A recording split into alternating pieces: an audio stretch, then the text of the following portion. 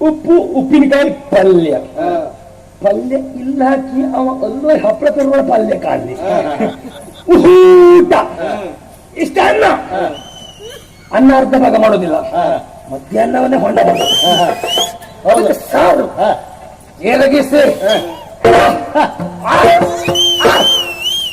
ನನಗೆ ಅಭ್ಯಾಸ ಅಂತ ಹೇಳ್ಬೇಡ ನಮ್ಮೇಲೆ ಒಬ್ಬಿದ್ದ ಯಾರವ ವಿಶ್ವನಾಥ ಅವನ ಜೊತೆ ಊಟ ಅಂದ ಬರುವುದೇ ಕಡಿಮೆ ಬಿಡಿಯಲ್ಲವ ಎಲ್ಲ ಕಳ್ಕೊಂಡ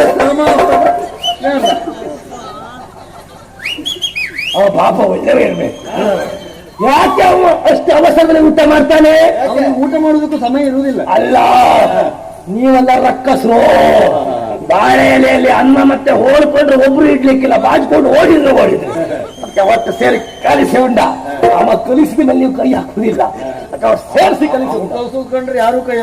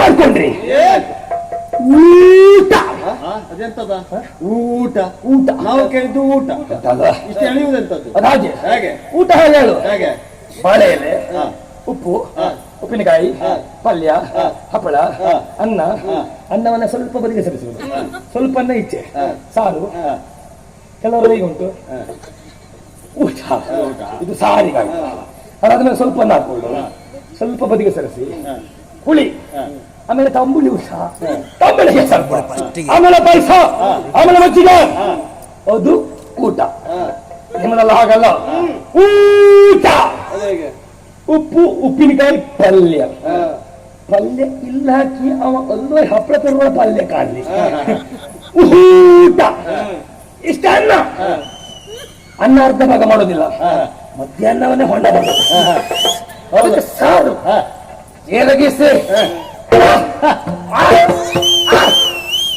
ನನಗೆ ಅಭ್ಯಾಸ ಅಂತ ಹೇಳ್ಬೇಡ ನಮ್ಮೇಲೆ ಒಬ್ಬಿದ್ದ ಯಾರವ ವಿಶ್ವನಾಥ ಅವನ ಜೊತೆ ಊಟ ಅಂದ ಬರುವುದೇ ಕಡಿಮೆ ಬಿಡಿಯಲ್ಲವ ಎಲ್ಲ ಕಳ್ಕೊಂಡ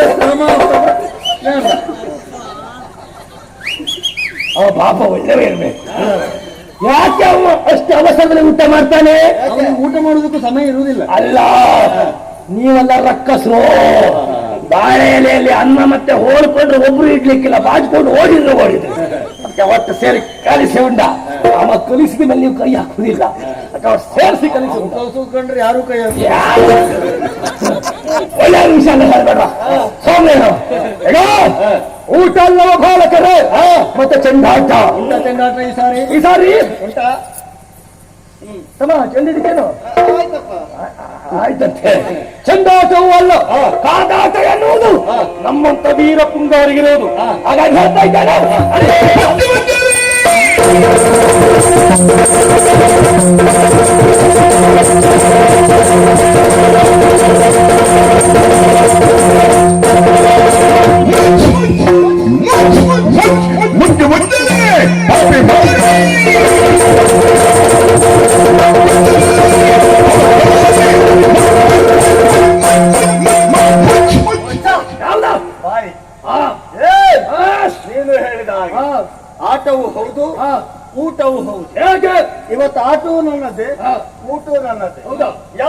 ಕೇಳು. ಹೇಗೆ? ಮಾಡುವ ದೂರದಲ್ಲಿ ನಿನ್ನ ಶಿರಬದ್ಧ ಕಡೆಯುವ ಮುಖೇನವಾಗಿ ಅದರ ಚೆಂಡಾಗಿಸಿಕೊಂಡು ಮುಖೇನವಾಗಿ ಅದು ಚೆಂಡಾಟ. ಚೆಂಡಾಟ ಹರಿದ ರಕ್ತವನ್ನ ರಣಕ್ಷೇತ್ರದಲ್ಲಿರುವಂತ ಭೂತಗಳಿಗೆ ಊಟ ಮಾಡಿಸುವುದು. ಅದು ಊಟ. ಊಟ ಆಟ ನನ್ನದೇ, ಊಟ ನನ್ನದೇ. ನೋಡ್ತೀಯಾ ಆಟ ಊಟ ಅಂತ ಹೇಳುವ ಬಾಲಕರೇ, ನೀವಿಬ್ಬರು ನನಗೆ ಕಾಟವಾಗಿ ಕಾಣ್ತಾ ಇದ್ದೀರಿ. ಓಟ ಮಾಡ್ಬೇಕಿದೆ. ಓಟ ನನ್ನದಲ್ಲ, ನಿಮ್ಮದು ತಿದ್ದಿ ಊಟ ಮಾಡ್ತೇನೆ.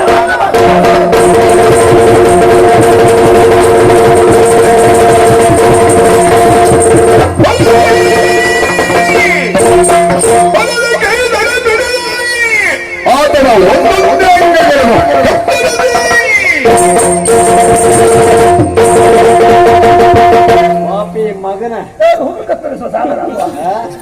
ನಿನ್ನನ್ನು ಅದರಲ್ಲೇ ಕತ್ತರಿಸಿ ಬಿಸಾಡಬೇಕು. ನೀನು ಮಾಡಿರುವಂತಹ ಕೆಟ್ಟ ಕಾರ್ಯಕ್ಕೆ ನಿನ್ನ ಒಮ್ಮಿಂದ ಬಲ.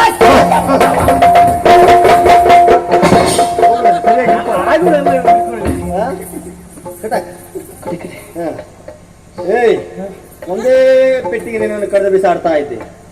ಆದ್ರೂ ಬಿಟ್ಟೆ ಯಾಕೆ ಕೇಳು? ನೀನು ಮಾಡಿದ ಅನ್ಯಾಯಕ್ಕೆ, ನೀನು ಮಾಡಿರುವಂತಹ ದ್ರೋಹಕ್ಕೆ ನೀನು ಒಮ್ಮಿನ ಮೇಲೆ ಸಾಯಬಾರ್ದು. ಒಮ್ಮಿನ ಮೇಲೆ ಸಾಯಬಾರ್ದು. ಅಲ್ಲಿ ಹಿಡ್ಕೊಳ್ಬೇಡ, ತಡ ಇಲ್ಲಿ ಹಿಡ್ಕೊ.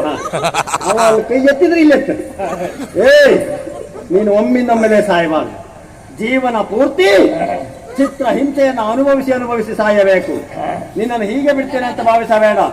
ಎಳೆದೊಯ್ದು ಕತ್ತಲೆಯ ಕೋಣೆಗೆ ಹಾಕ್ತೇನೆ.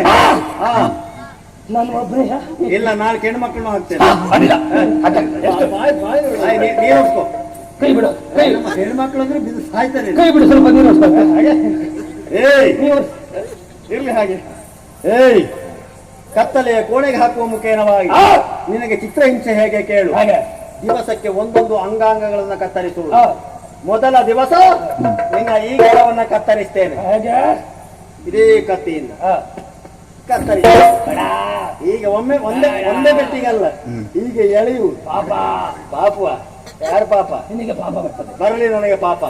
ಕತ್ತರಿಸಿದ ಕರವು ಒಣಗಲೋಸುಕವಾಗಿ ಉಪ್ಪು ನೀರೆತ್ತುವುದು. ಬೇಕು ನಿನಗೆ. ಸುಂದರಿ ಗುರಿಯಾಗುವುದಕ್ಕೆ ನೀನೇ ಕಾರಣ. ಹಾಗಾದ್ರೆ ಈ ಕರ ಕತ್ತರಿಸಿದ ಕರವೆನ್ನುವುದು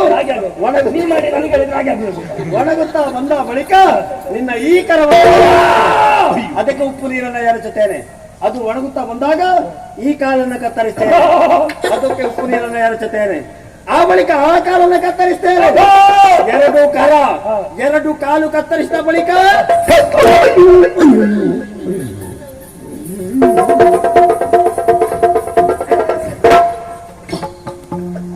ಮತ್ತೆ ಕತ್ತರಿಸುವುದು ಏನನ್ನ? ನಿನ್ನ ಕತ್ತನ್ನೇ ಕತ್ತರಿಸಿ ಬಿಡ್ತೇನೆ. ಒಂದೇ ಸರಿ ಅದು ಕತ್ತರಿಸುವ ಇಲ್ಲ, ಒಂದೇ ಸರಿ ಅಲ್ಲ.